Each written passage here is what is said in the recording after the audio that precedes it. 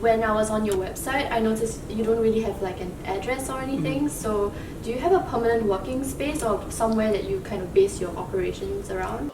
Short answer is no, because we don't have a permanent working space, and I think that's something that obviously a lot of like young like arts practitioners and young arts groups do struggle with, because like spaces to make theatre in Singapore are so few and so expensive. It's so expensive. Yeah, where is the money coming from? So at a certain point we realized that we can't really afford a permanent space, but that's actually one of our sort of like biggest goals, right? To have like, actually a permanent space where people can actually go to and create theatre. But for now we don't have that permanent space lah. Yeah. But I think like even though we have all these restrictions of having a permanent space, or we don't have a permanent space, like I think it's good for us now, because as young artists we learn not to take space and money for granted, and I think it's good training as well. Yeah, because I think at the start when we were doing Runaway, we were actually just rehearsing in a very small office space in Peninsula Plaza. We tried to fit an entire 13-piece orchestra in there. It was really small. Like, was how so small was it? Yeah, it was like a few meters by a few meters, like a little square.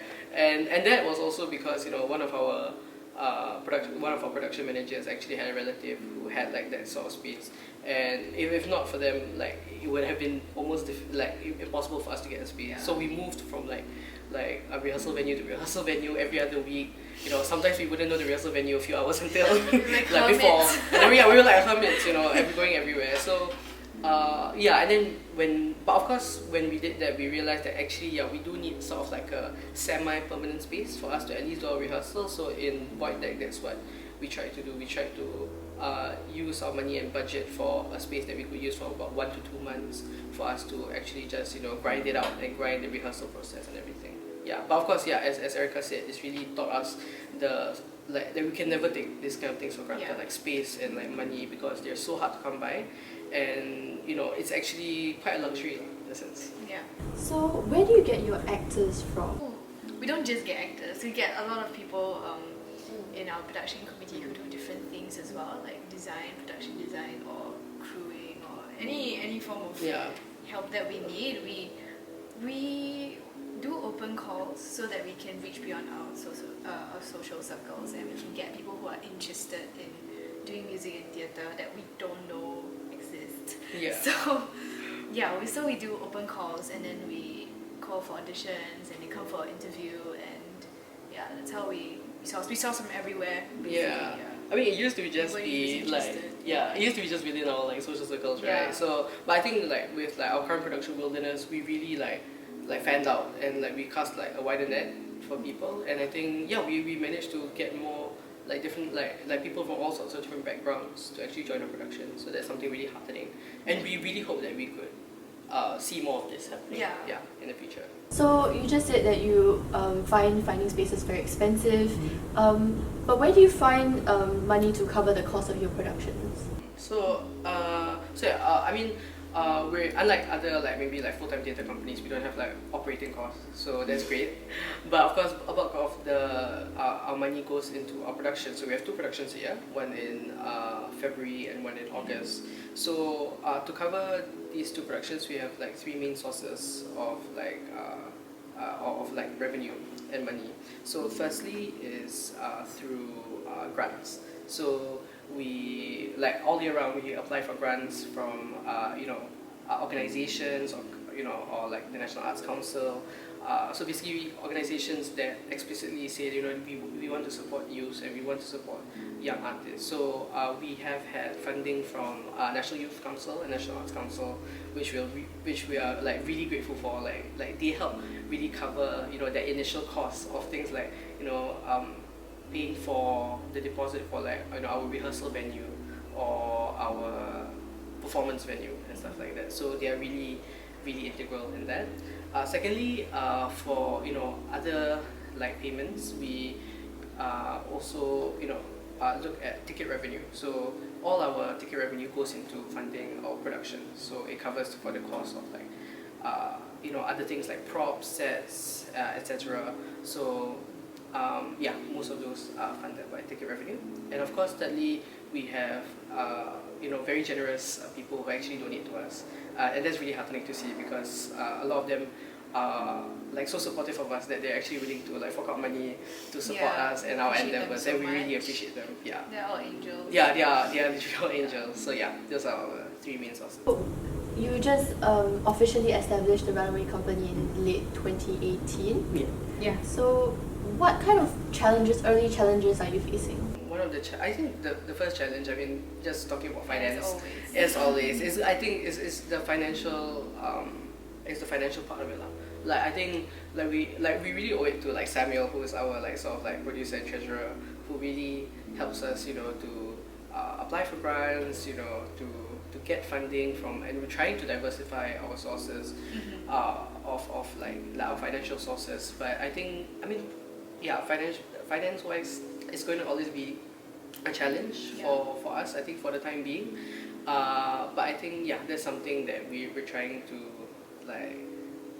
But I think we're improving. Yeah, I think we're improving. We're creating a culture that's more respectful, I guess, of the finances that we have, and we try to keep it as efficient as possible, so that no money is wasted. So financial discipline is something that we're really trying to foster. Like we say to all our to our production crew, to our department heads during productions, is that every time you want to spend like money, make sure that you can always maybe reuse the items, or it's multi-purpose, and like never frivolous lah. We never want any of our purchases to be frivolous. We always want to be financially prudent and financially disciplined in that sense. Yeah. And I guess secondly, other than finance, is the idea of succession. So I mean, like not that we're entering a company and then suddenly okay bye. It's more like we want the Runaway Company to be an institution that is not personality driven. Like we don't want like one person to be like, yes, I am the face of the company now. I am the artistic director of this and this, and I'll be forever so. But rather we want it to be an institution that constantly renews itself with new blood, with new people who are excited to make theatre. Because like I know a lot of people who really want to make theatre but may not have resources. But and really what we're giving here is that, okay, you want to make theatre, you don't have to start from scratch. You can come to us.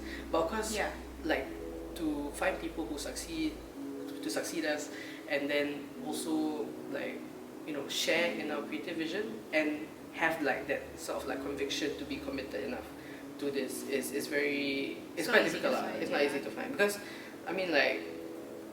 this is not some like walk in the park sort of thing, like like for the past year of our experience in the Runaway Company, it really takes over your life in a sense, because it is our life. Yeah, it is our life. Like we try so hard to keep the company going, and we all heavily participate in our productions. That is not an easy thing, but I think it's such a worthwhile thing, and and we really hope that more people can join us in that sort of endeavor. Yeah. So if someone wants to join you, do they need any singing experience, acting experience, music experience? For singing and acting, well, I would say anybody who wants to join us doesn't have to be a performer, so they don't have to necessarily have singing or acting experiences. If they have strengths in other departments like costume, lights, sets, managing, I don't know, there's like a lot of admin work that needs to be done as well, they can join us in that aspect. Well, if they want to join us as performers, they don't have to have experience as well. They just really have to be willing to put in the hours, and they just have to be willing to do new things, I would say. But as for music, yes, you do need to firstly be a musician. You need to know how to play an instrument, and we need to accept people who already have this skill of making music. So yeah, because music is like a specialized skill. So but generally, I would say you don't have to have acting, performing, singing experience. We can definitely provide you that platform, but you don't have to come in like we're not looking for like stellar performance, because that's not what we're about. If we did that, then we would be like a professional theatre company. Then there's no point in having the youth part of it anymore. So do you think that the Runaway Company is a good initial platform if they want to continue doing whatever, like acting, singing professionally? Yes, I think it's actually a very good initial platform. for those people who are invested in music making and theatre making as well, because like Izzul said earlier, it's a very safe space for you to try, to experiment, and also to fail. Whereas in maybe a different setting, like if you're in a professional company, I don't think there's a lot of space to fail. Rather, it's not an option at all sometimes, and it's very stressful. So I think having that space to fail is important, because as a young artist, like you just have to make these mistakes now so that you can learn from it and you can be better. But this space is also somewhere where young artists can have their own autonomy and they can take ownership over their works. They can produce something that is truly theirs, and I think this is very important for young artists to shape who they want to be in the future, what kind of works they want to produce.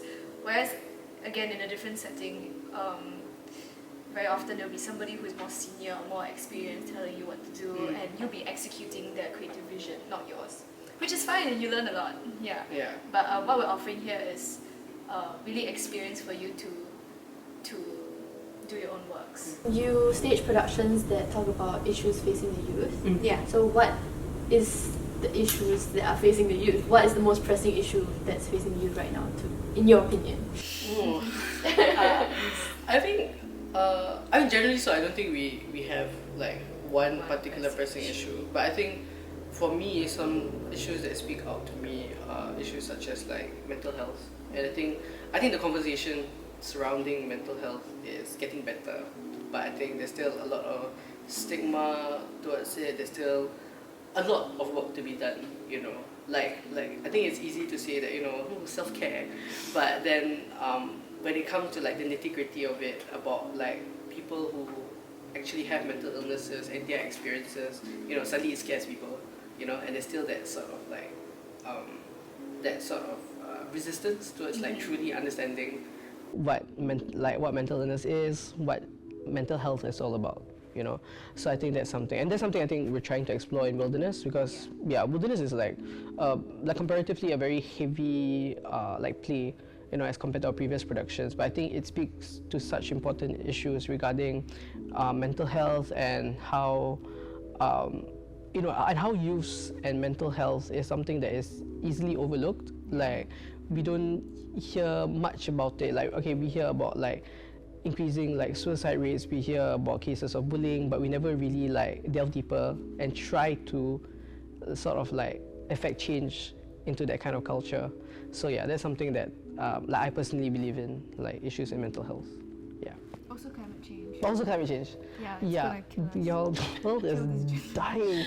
Yeah. But I think yeah, there's the entire idea of like climate change also, right? Like we were like, yeah, it's scary, and like it's about like creating, like as for youth, you know, about creating like a future that you want to see happen, you know, because we can't like you can't even take that for granted. We can't even take that like the world is going to still be here. It's going to be great for us for the next 10 years, sort of thing. Yeah.